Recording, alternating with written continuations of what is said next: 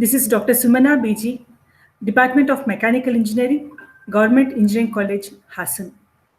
Today, this presentation is with reference to design of temporary joints. Subject, design of machine elements 1 for 5th semester's mechanical engineering students, and the subject code is 18ME52. Students learning the subject will understand the various steps involved in design process. They'll be able to explain the principles involved in design of machine elements subjected to different kinds of loading conditions, forces. What are the considerations with respect to strength, rigidity, functional, and manufacturing requirements? The student will be able to understand and interpret different failure modes and application of appropriate criteria for design of machine elements. They learn to use national and international standards with respect to design of machine components. The student will also be capable to design elements such as shafts, coupling, joints with permanent joints or temporary joints, permanent joints like riveted and welded joints, temporary joints like cotter joint, knuckle joint, fasteners, etc. So this presentation basically deals with design of temporary joints. Okay. As we all know, the word temporary means it is not permanent. Okay. Temporary joints allow assembling and disassembling of components without damaging the component. It facilitates fast, easy, and cost-effective inspection. Without, here in this case, no destructive testing is required. Okay. Temporary joints are suitable where frequent separation of assembled components is required. Some of the examples of temporary joints are cotter joint, knuckle joint, fasteners, press fit, etc. Coming to cotter joint. A cotter is a flat wedge-shaped piece of steel as shown in the figure. It is used to connect rigidly two rods which transmit motion in the axial direction. So where we require rods to be subjected to tensile or compressive forces, in such cases, cotter joint is used. In such joints, cotter joint is used. So this joint is not suitable to connect rotating shafts which transmit torque. Okay. There is no relative angular movement between the rods. Example of cotter joint are connecting of piston rod to the crosshead of a steam engine, valve rod and its stem, etc. A cotter joint is also known as spigot and socket joint. Coming to the applications, as we have seen, okay, connection of piston rod to the crosshead of a steam engine, valve rod and its stem, etc.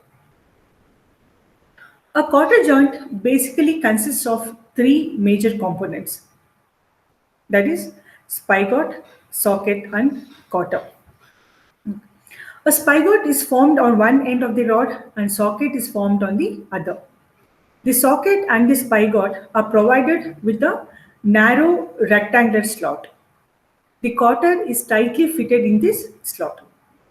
The spigot fits into the socket and the cotter is passed through both the socket and the spigot. A cotter is a wedge-shaped piece of steel having uniform thickness, but the dimension of the width is slightly tapered. The taper is usually 1 in 24. It provides two main benefits. Okay. Cotter becomes tight in the slot due to its wedge shape. This ensures tightness of the joint in operating conditions and prevents loosening of the pads. Due to its taper shape, it is easy to remove the cotter and dismantle the joint without damaging the components.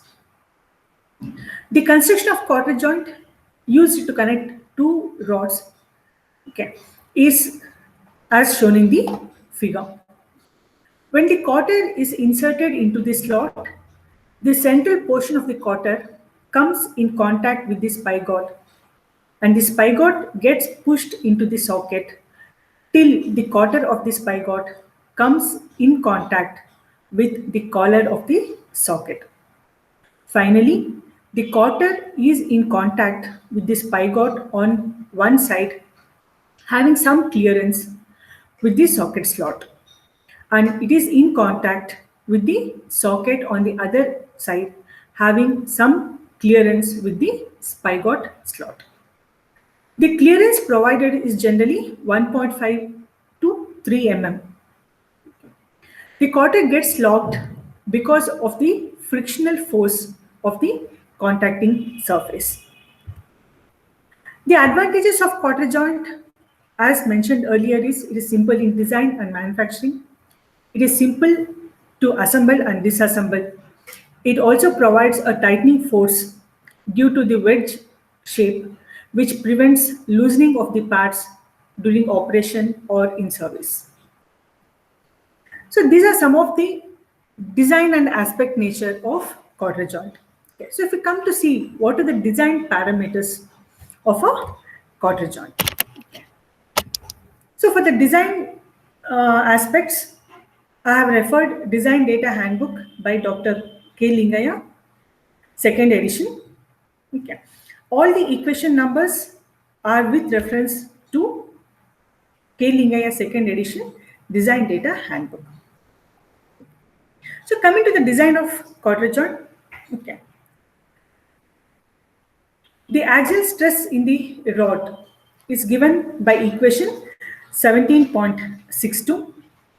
The axial stress across the slot of the rod is given by equation 17.63. The tensile stress across the slot of the socket is defined by equation 17.64. The strength of cotter in shear is defined by equation 17.65. The shear stress due to double shear at the rod end is defined by equation 17.66. The shear stress induced at the socket end is given in equation 17.67. The bearing stress in cotter is defined in equation 17.68. The crushing strength of the cotter rod end or the rod is given by equation 17.69. The crushing stress induced in the socket or cotter is given by equation 17.70. The equation for crushing resistance of the collar is defined in equation 17.71. Okay.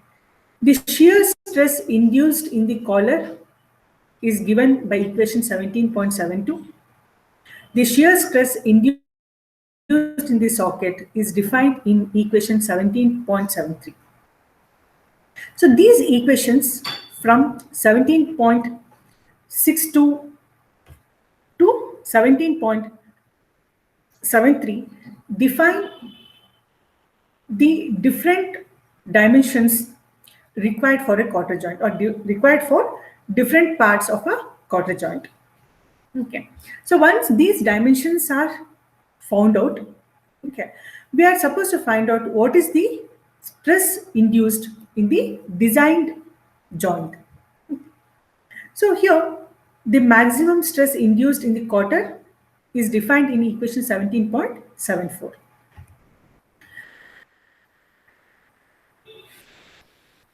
So once we find out the maximum bending stress induced or the stress induced in the designed joint, if the induced stress is less than the maximum permissible or maximum allowable stress of the material, then we can say that the design is safe.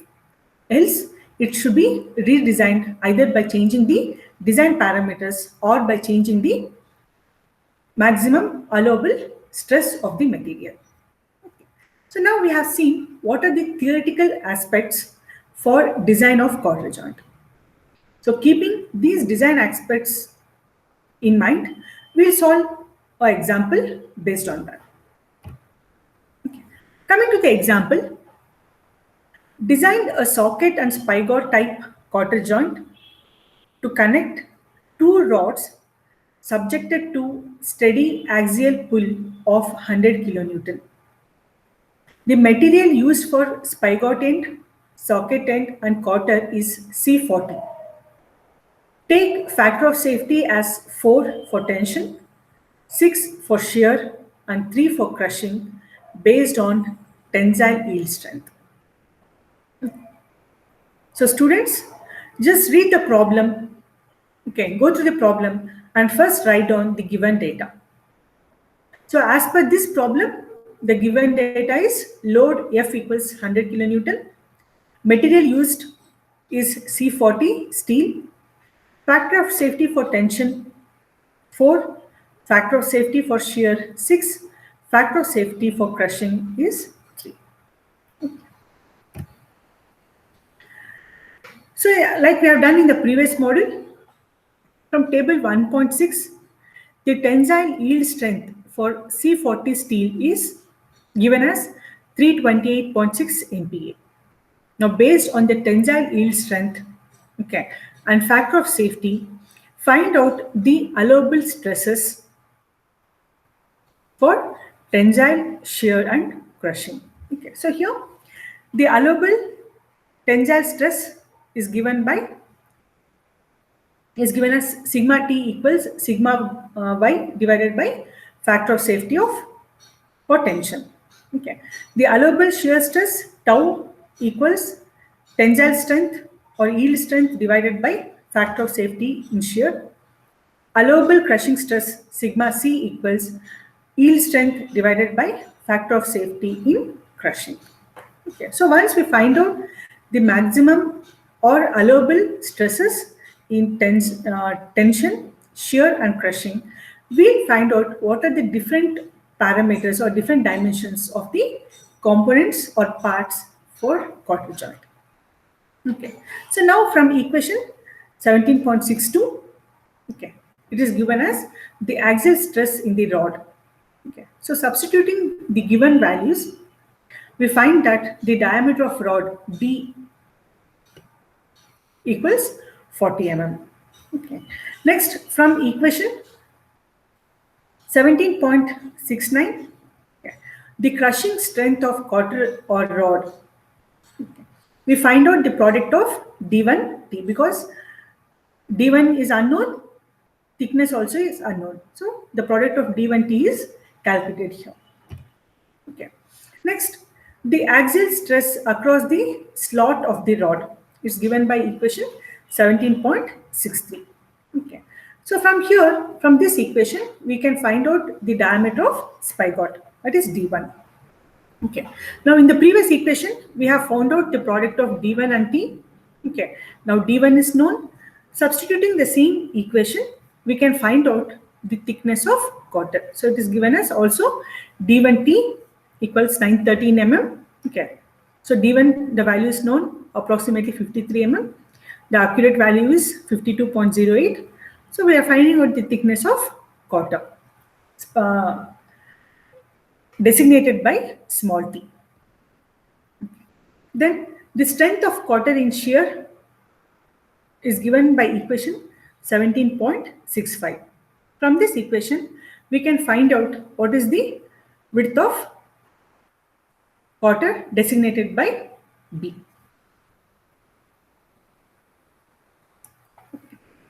Now from equation 17.65, we have found out the width of cotter small b.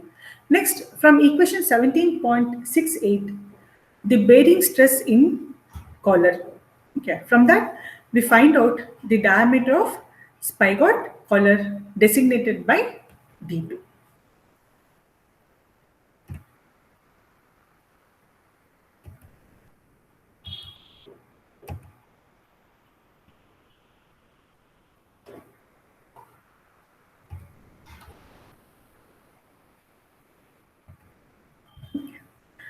Next, from equation 17.72, we are finding out the shear stress induced in the collar.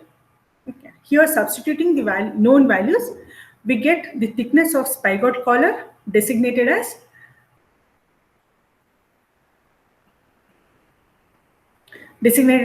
E in the diagram.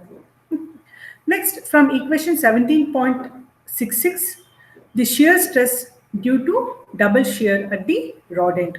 Okay. From this equation, we can find out the distance from end of slot to rod end. It is designated by small e. Next, from equation 7.64, the tensile stress across the slot of the socket. From this equation, we can find out the outer diameter of socket designated by D3. Next, from equation 17.70, the crushing stress induced in the socket or COTTER is given. From this, we can find out the diameter of socket collar designated as D4. Okay. Further, from equation 17.67, we find out the shear stress induced at the socket end. Okay. From this equation, we can find out or we can calculate the thickness of socket collar designated by small c. Okay. So from equation 17.73, the shear stress induced in the socket. From this equation, we can find out the thickness of socket designated by small h. So now all these dimensions give us the dimension, the designed dimension for various components used in the cotter joint. Now once these dimensions are found out, we are supposed to find out what is the stress induced in the designed component. Okay. So here the equation 17.74 gives the maximum bending stress induced in the cotter. So once we find out the value of sigma b, if sigma b is less than the allowable stress, then the design is safe. If not, either the design parameters should be changed or the material selected should be changed so that we get a safe design. Okay. So this procedure remains same for design of cotter joint or design of socket and spigot joint. Okay. So once you solve quite a few number of problems or numericals on cotter joint based on the design aspect discussed till now, you will be able to understand, okay, what are the various steps involved in design process, okay, what are the different loading conditions, okay, what are the different considerations to be considered, okay, what are the appropriate criteria for design of cotter joint, okay, then you'll be able to decide what are the factors for a safe design. Okay. So here in this case, I have used Dr. K. Lingaya, Design Data Handbook by K. Lingaya, second edition. Okay.